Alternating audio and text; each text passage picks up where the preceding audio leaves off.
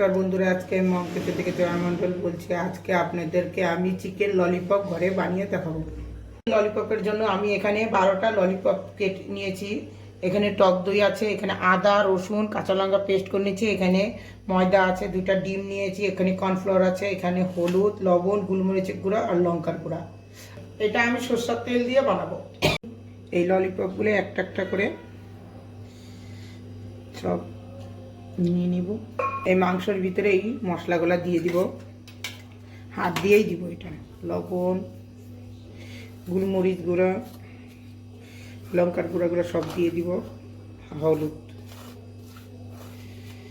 এখন এটাকে আদা রসুন কাঁচা লঙ্কা পেস্ট আর অল্প একটু টক দই,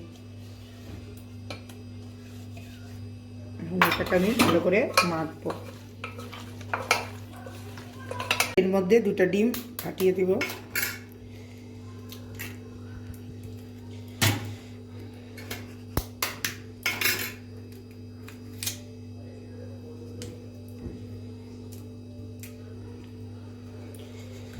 আর এর মধ্যে এখন আমি কর্নফ্লাওয়ার দিয়ে দিব।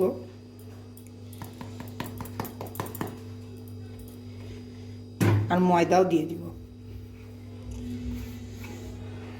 এখন আমি এটাকে ভালো করে আবার মাখবো।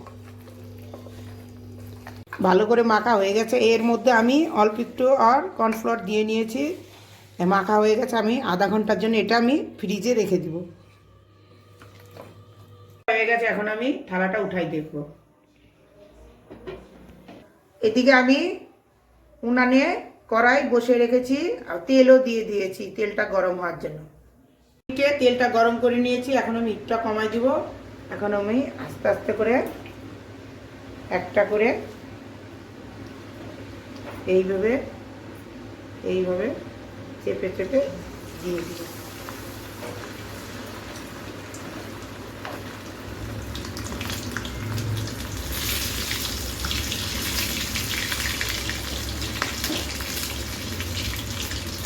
এইভাবে